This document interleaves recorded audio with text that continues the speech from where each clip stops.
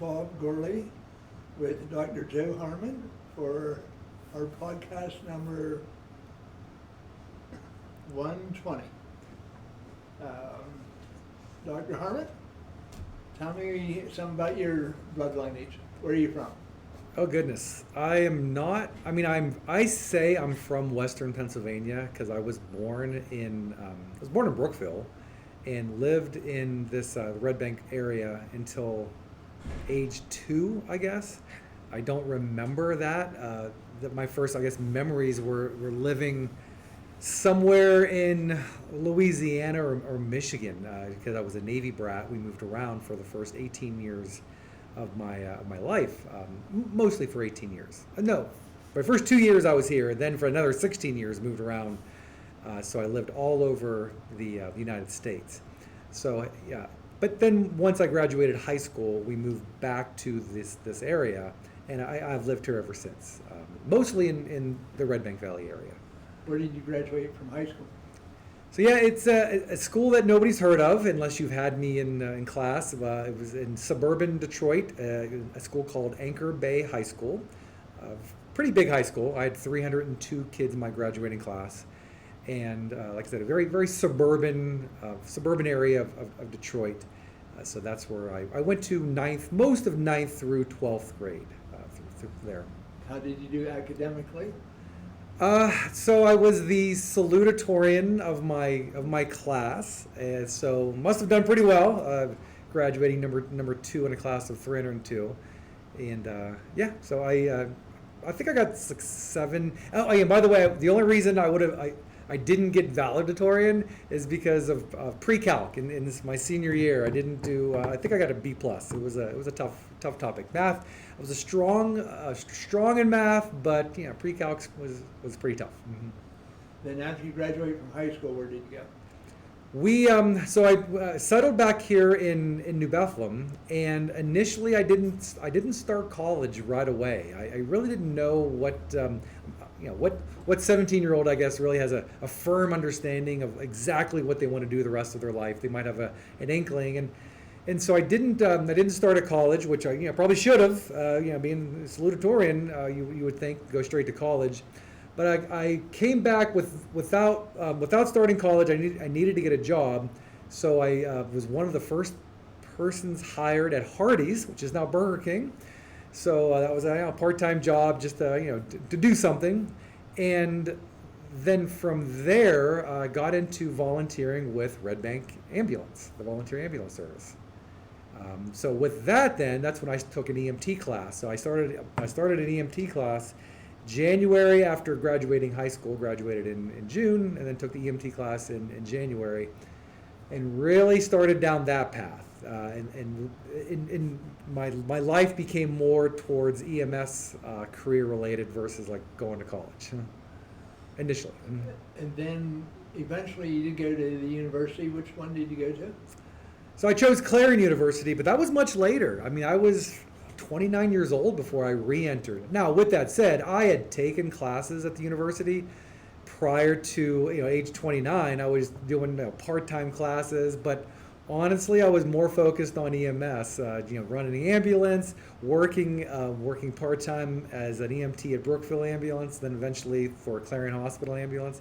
So I got a lot of college credits, but it was kind of like hit and miss. Like I would take a part-time class here or there. I took a government class that I barely went to. I skipped class more than I went to class. Just to be honest, I was only 20 years old. I had no interest in going to college. I was very interested in, like I said, running in the back of the ambulance. There was a lot of excitement, and all my buddies were doing it, and so we were all together doing that. And so going to college wasn't my focus. So when I decided to go back to college at age 29, I was married with 2 kids at that point, and I had started teaching. I taught a whole EMT class. I was teaching paramedic classes. I was teaching just various hospital EMS related courses, and I realized, man, this is my thing. Like getting up in front of a class, talking, making lesson plans, trying to find new engaging ways to like teach something and explain things. All right, that's more my thing. I didn't realize I had a knack for that, until I did it. So I told my wife, I said, I should go and actually learn how to become an actual teacher. And she's like, you should go. You should enroll at Clarion University. It's literally 20 minutes away. So I did.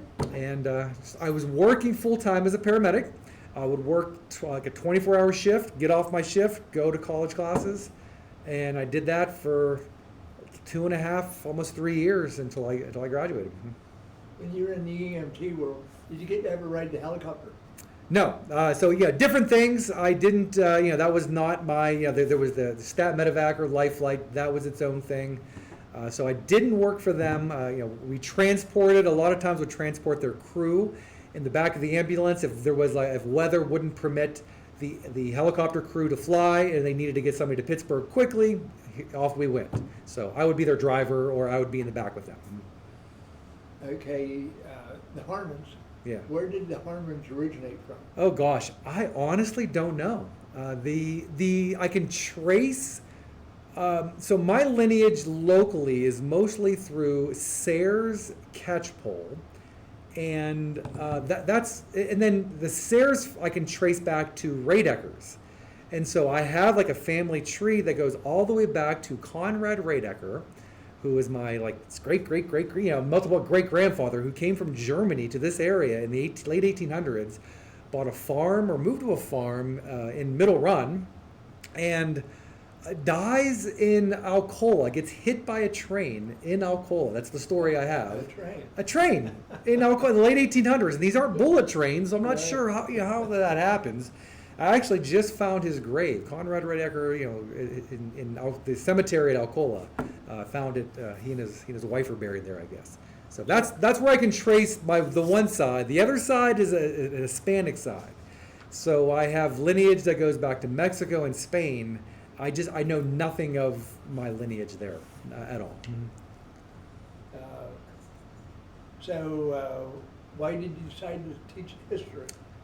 When I decided to go back to college, I told my wife, I said, what should I teach? It's not like I was teaching EMS, but when you go to college to teach high school, I knew high school. It wasn't going to be elementary. I'm not, that wasn't my thing. I knew that because I was doing a program through the hospital where we would go around to elementary schools and do like a puppet show. Me and Don Root actually would do that. Yeah, so Don and I were doing puppet shows, and man, I thought I am not cut out for elementary teaching because that's not my crew. I knew I could teach older kids because that's more my style. They would get my humor, they would get my some biting sarcasm here and there. I told my wife, I said, my main subjects I was just good at in school was math and history. I thought, I don't know how to make math interesting. I know you can. I don't know how. I can't tell. You can't tell a math story? I mean, how do I do math? So history. I thought that's going to be my subject. The reason is because in my high school career, my history teachers weren't the most. They would sit on the desk, read us the notes, or put all the notes up on the board on the overhead, and literally just stand by the podium and read the book to us. Whew. I thought I can do better than that, so that became my focus. I'm gonna do better than what I got in school. What's the most outrageous alternative fact a student has tried to pass off as homework? An example would be like claiming George Washington invented TikTok. Oh my goodness. So you can bleep me or if you can want to censor me or whatever you want to do here. I had years ago, early in my career, I would do this assignment where the kids would write an obituary about William Penn. And so by this, they would have to look up his life and see what his successes were his education, kind of showing off the founder of our state. Before I taught civics, I taught Pennsylvania history. And so, maybe I shouldn't use the word, but somebody wrote in the obituary that William Penn was, we'll just say, abused by his mother. And that's not common, abuse isn't funny, but like they didn't use the word abuse, they used the word that begins with an R, which is a terrible thing. Yeah. And I thought, where did you read this? Well, it was obviously some website that was totally inaccurate, because it's not true, because I researched it and like, no, that is not a true fact. So it was a good way to pause and show that not everything you read on the internet is true, and that in fact did not occur. He wasn't, wasn't sexually abused by his mother. So, You are kind of known as a famous TikTok teacher. So what's the funniest video you've made that was inspired by a real Red Bank Valley classmate moment? Yeah, so I did that. COVID is what inspired, the growth of TikTok. You're sitting at home, you're kind of bored. Yeah. Even when you're teaching at home, it's not like I'm up in front of class teaching for, 7-8 hours a day. There was a lot of time you're just sitting around and just doing nothing. So my daughter kind of inspired the idea of creating my own TikTok channel, and it took off. It grew from there. I've since retired from it. It's been 2 years now since I've shut it down. Don't do it anymore. But what the most funny thing from class, this one student, she asked me to try out some cotton candy. She's like, "You want to try some cotton candy I brought in?" I'm like, "Yeah, absolutely." Now we all have an anticipation or an expectation, if you will, of what cotton candy tastes like. So I take a bite of cotton candy. She starts laughing because I'm just like this, and it was dill pickle flavor. You don't expect cotton candy to be dill pickle, so I wasn't gagging. It wasn't horrible. It was totally against my expectations. Anyhow, I turned that into a TikTok funny moment, and didn't it get like over 1 million views? Because it's just these comical moments that occur as a teacher when an 8th grader, offers you something and they're laughing and I laugh. The fun stuff that occurs in class. Over 1 million views. That's whenever I was getting, I was part of the TikTok Creator Fund. Once you got 10,000 followers, you got money, and so that video itself earned $50. And so I bought the class donuts. I told them, I said, "Listen, you inspired this video. I brought in several dozen donuts." I said I took what I made and bought them donuts and chocolate milk. And I said, "You earned it." So I thought that was pretty cool. Was that your #1 viral TikToker? No, that was the one was even more than that. There was one that got like 14 million views, and mostly because I think people thought it was something that I really did in class, which I didn't. It's something that happened to my daughter when she was doing online school, when she was taking cyber school. She missed a point on an assignment, and her teacher didn't tell her why, which drove her crazy. And so, the idea was when the evil teacher, gives somebody, minuses a point, but doesn't tell them why. Again, seems innocuous, seems ridiculous, but it really hit a nerve because it happens, and I don't do that. I absolutely don't do that. If a kid misses a point, they know why. But I think it's TikTok viewer world thought that I did it, and I was getting a lot of hate for it, and so 14 million. Yeah, What did you get for 14 that one? Oh my goodness, it was hundreds of dollars. I don't even remember. I don't remember. I should have given that to my daughter, right? But I didn't. I kept that money into an account and just kept it there. Yeah. Teaching 8th grade civics during election years must be wild. What's the silliest debate you've ever heard in class, like arguing whether the president gets a free lifetime supply of Air Force Ones at the snack? Oh man. I don't know if I've heard any silly debates. I think largely because I try to make sure if they're going to talk back and forth, that it's factual.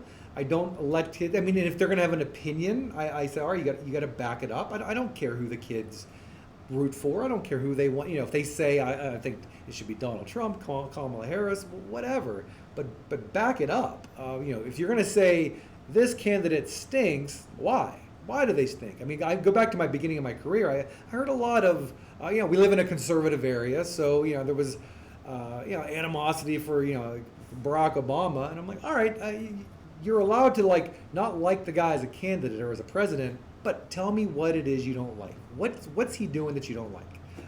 And again, it's the same thing for Trump. That's my job as a civics teacher, not to say who to like or dislike. And if you're going to debate, it's got to be factual. I don't want just opinions. Opinions fly around left and right. That's kind of a lesson for the adult world as well. So I didn't answer the question. I diverted it to something I could answer, which is also a That's like a debate thing I teach as well. You've led student trips to Europe Yes. and taught about heavy topics like the Holocaust. Yeah. What's the most unexpected cultural shock moment from those trips? Like a student thinking that European history started with Fortnite, or just anything. So like when we're over there, is that maybe the Well, idea? Or? just something that surprised you why you took them over there. Like somebody surprised you while you were over there. I think culturally, I think Turkey was probably the most different country we've gone to because the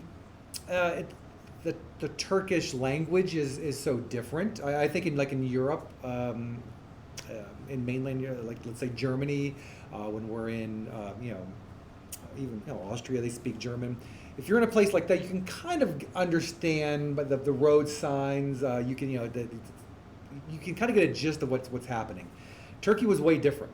So culturally, it's way different as well. People approach you more, like in a shop. You go to a market, they're coming up to you. So it kind of I think it made some of our students feel uncomfortable. And I think it was your own nephew that learned the hard way before you order ice cream.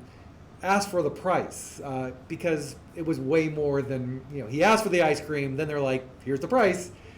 Again, it's not something we're used to. We're used to seeing the price. We get it, or if the price isn't there, at least we can assume it's not going to be too much. So I think it was just a cultural shift, having to get used to that. And we were told, like even when we went into a souvenir shop, they're like, "Don't go too deep into the souvenir shop," and they didn't really say why. Like I think they're kind of fearful of our safety. So that was I didn't feel unsafe whatsoever. I don't want to give the impression that it's an unsafe country. It was just culturally different than anything we're used to. Did you ride on the trains while you were there? Yes, we rode in Europe, not in Turkey, but in Europe, And Germany, some of those bullet trains? no bullet trains. Regional like subways. We did. I personally have done some regional trains in Germany. Real easy to navigate. Nothing feels better than figuring out the transportation system in a foreign country. You feel so accomplished. In a small town like New Bethlehem, everyone knows everyone. Mm-hmm. What's the funniest time a student parent grilled you about a grade? Like at the grocery store or at a football game or? What's the funniest time they wrote? Grilled you, like, how's come my daughter didn't get an A? Or, So I guess anymore, I haven't had that for a while because I will say this, as soon as somebody's grade starts dipping, I'm immediately like emailing home. I try to keep open line of communication just so I don't have that. And so a parent doesn't get a surprise at the end of the quarter. And I try to be proactive, to make sure that those instances don't occur. But I've had that in the past. I picture somebody coming up to me at Goodwill and, "Hey, can I talk to you about so and so my daughter? I think their daughter's grade." Yeah, I will, of course. But at the same time, I'm with my family. I don't want to be talking shop. I'm not a teacher in the moment. I'm Joe Citizen who just happens to live in Red Bank Valley. So it's not that I get annoyed, but at the same time, I hope people would understand when they see teachers out and about. I'm not officially on duty, and like I'm happy to talk the good stuff, of course. But if you're gonna grill me or like chastise me about something, what you're doing is just making me feel bad in the moment with my family, and I'll take it home with me and feel bad at home as well. Do you have a dog? No. So you won't kick the dog? No. Or my cats. Okay. I won't kick my cats. If historical figures could sit in on a Red Bank Valley class, what do you think, who do you think would get detention first? Abraham Lincoln for splitting rails about lectures, or Alexander Hamilton for starting rap battle? Hamilton. What I know about Hamilton, I think he would get in trouble first. I think he would be so outspoken. And but I think he would do, like, his writing would just be phenomenal. He would just be going over the top. But I think he'd be very opinionated. I think Honest Abe would be more like sitting back and like taking it in. And would maybe follow the rules better in class. Maybe I don't know. That's just some of that's Hollywood because I don't know enough about them to know what they would do, I guess. You've advised one of the biggest high school Bible clubs and won Pennsylvania History Teacher of the Year. On a scale of mild recess chaos to full-on constitutional convention, how rowdy does your classroom get on a bad day? On a bad day, from what now? What's Does it get lively about, does your class ever get really lively about some subject? Well, okay, so like to get like bad lively, like because there's loud voice,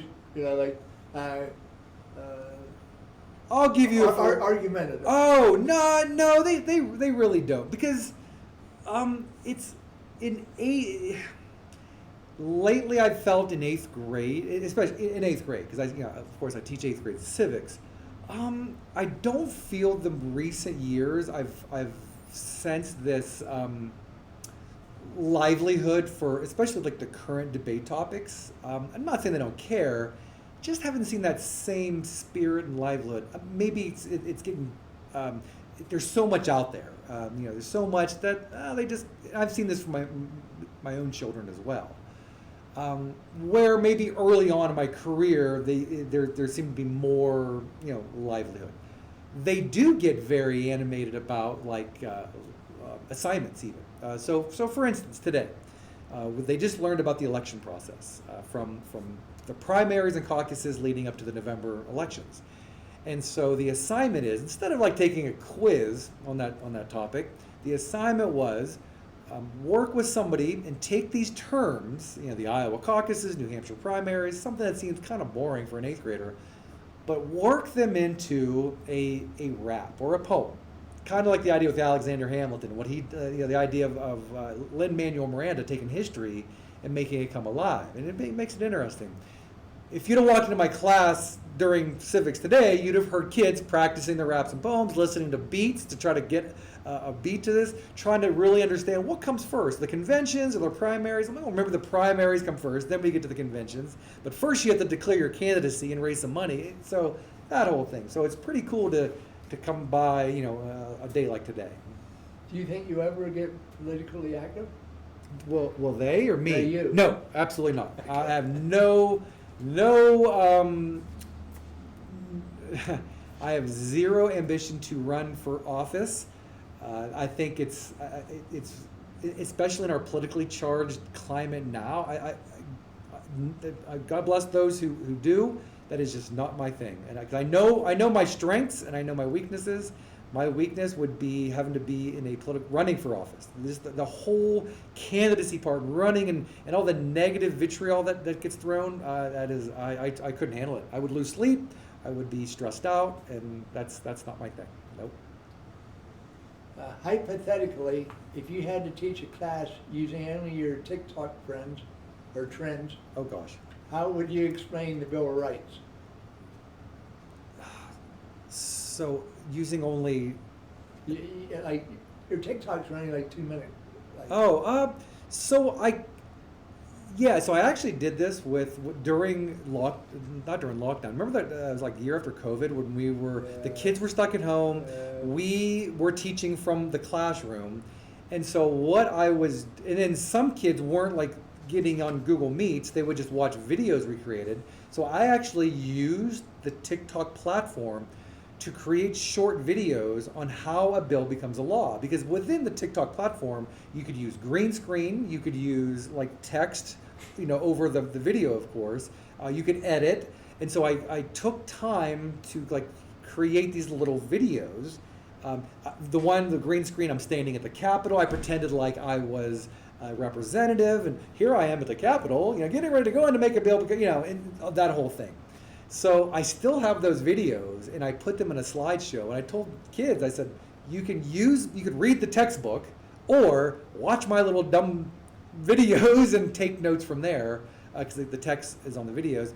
Pretty much everybody watches the videos. They're super cringy and embarrassing now, but it gives them a laugh. And What's the weirdest excuse a student has given for not doing their homework? So I don't assign homework. So I don't have excuses. There's different excuses. I mean, I don't have a pencil. I don't have a Chromebook, but I don't assign homework because I know one, kids just will forget it and they won't do it. The whole purpose of homework is one, for them to practice something or to check understanding. I can do that in class. So I try to do everything in class. So I don't have a story for, like, excuse for no homework, an excuse for no pencil. Everybody's stealing them, you know. How about an excuse for being absent from school? I don't get them. Okay. I don't hear those either. That's the office that gets those excuses. I don't ask them. I just know they're absent, and I don't question why they were absent because I assume, well, maybe they were sick or maybe they're just having a bad day. So that's all for them. Of your TikTok things or your other bloopers, what clip would make the Red Bank Valley community laugh the hardest? Oh my goodness. From the video. Gosh. I think so as a teacher, like, one of the coolest things is, like, in home ec is just down the hall, and kids will, like, cook things in home ec, like desserts or treats, and, like, I'll be trying so hard to, like, be physically fit and, like, maybe watch my calories, but then a kid walks in with, like, hey, you want to try some pie I created? Yeah, of course I do. So there was a video about that was just so dumb, and so, like, that moment when you're trying to do so well, but the kid comes in with cake or pie, and you take it and eat it because you want it. On a scale of 1 to code blue, Oh gosh. how stressful is it explaining to patients that WebMD isn't actually a medical degree? To, like, when I was a paramedic, or like a WebMD, that it might be giving you good advice, but it might not be. so who am I explaining this to? If you were explaining to a patient As a paramedic. as a paramedic. So when I was a paramedic, they didn't really have all that just yet. I mean, I haven't been a medic since 2004, so I don't remember that being a thing then. So that was a long time ago. Yeah, I mean, I guess the internet existed, but that was before the proliferation of the internet and it being more of a thing to look up, I guess.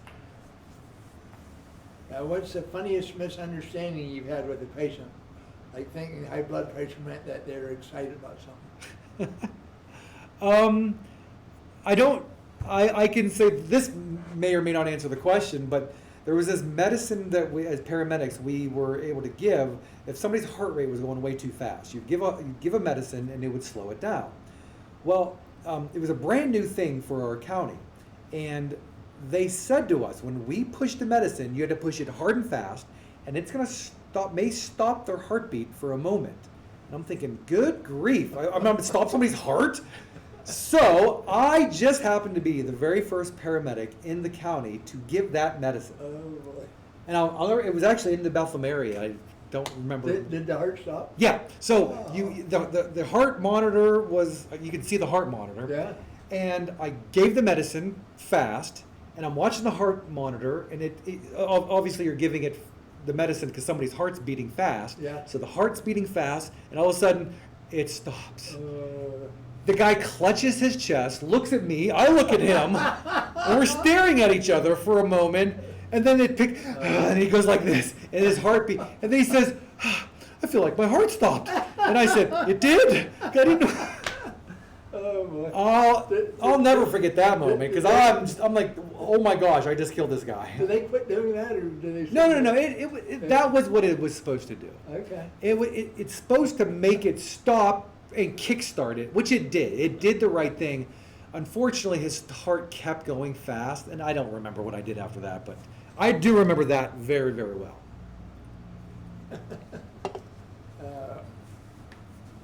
What's the strangest food combo a pregnant patient has ever craved and blamed on their condition? Oh my goodness. Like eating pickles or. So we didn't take a lot of pregnant patients. Okay. I don't remember that. I mean, my wife was pregnant 5 times. Okay. But I have 5 kids. But yeah, I can't say. All right. Is there anything you would advise the youth or anybody else considering going into the teaching world?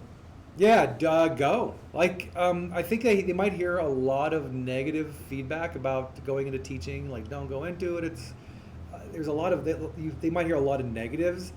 Listen, after working I worked in the private sector as a paramedic. I worked as a 911 dispatcher. Everywhere you work, there's going to be advantages, disadvantages. Of course, there's the pluses and minuses. The salary's not great, or the benefits aren't great. For our area, I feel like we do well for our salary. I hold a doctorate, so hopefully I would do okay. For me, personally, is teaching stressful? Well, no, students aren't dropping over dying, their heart's not stopping, where I have to do something about that. So that's not stressful. So I don't have that level of stress to deal with, where I'm leaning over into an accident and pulling them out of a car and having to intubate them to keep them breathing. So that was stressful. Teaching, it has its moments, but no matter what job you get into, there's going to be levels of stress. So I say, if that's your thing, get into it. Don't let people dissuade you. How did you get so interested on the Holocaust? So my first college class, so age 29, going back to college, my very, very first class I took, a history class, a high-level history class. When I say high level, it was like a 300 level course, so it's more in depth and breadth. There's more breadth of content. Was Nazism, Hitler, and the Holocaust. I remember learning a little bit in high school, but really never what I learned in that class at age 29. Just opened my eyes to this period of history that was just unbelievable. It was unreal what occurred to a group of people just because another group of people thought they were less than others.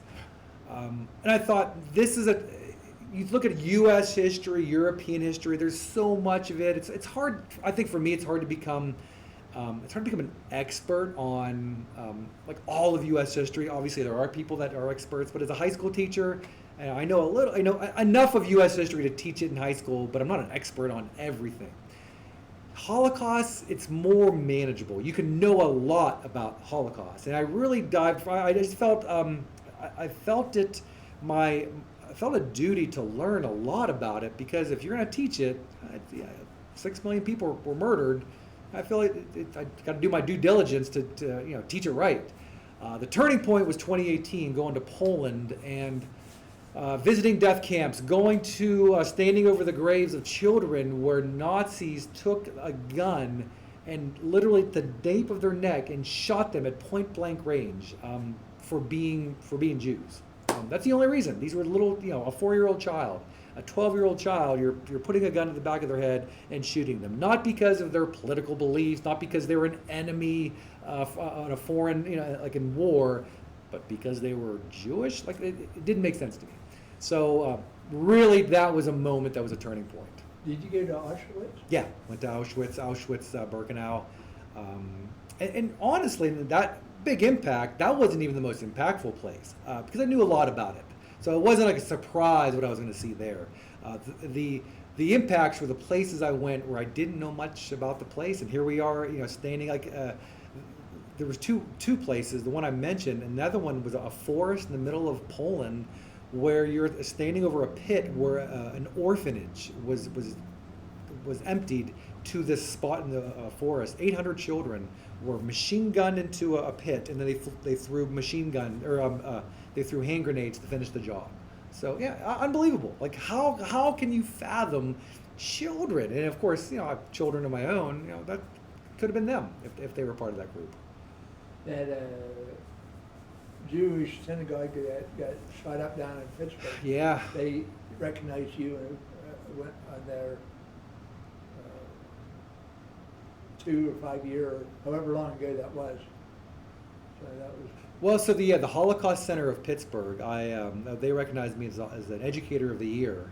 Okay. That was a few years ago. I have it up on the wall when it was, but this year, the Holocaust Center of Pittsburgh, each year over the last several years, they named 10 people righteous among the neighbors. 10 non-Jews who stand up for the Jewish community and fight anti-Semitism. And I was, because of my work teaching the Holocaust, bringing kids to the museum in D.C. and to hear survivors in Pittsburgh. I was one of 10 named this year. So going down, for next month. I thought I heard that you were recognized this year for that. Yeah, so that's that'll be something I'm going down to the Holocaust Center for in February to get to be recognized as that. Honestly, that's probably one of the biggest honors. That's the biggest honor I've ever received, because it's not because of my teaching style, but that's a character thing in my books. So. Is there anything else you'd like to talk about? I don't know. I guess, 20. This is after 20-some years. This is my 22nd year in the classroom, and I've taught, I don't know, over 1,000 students.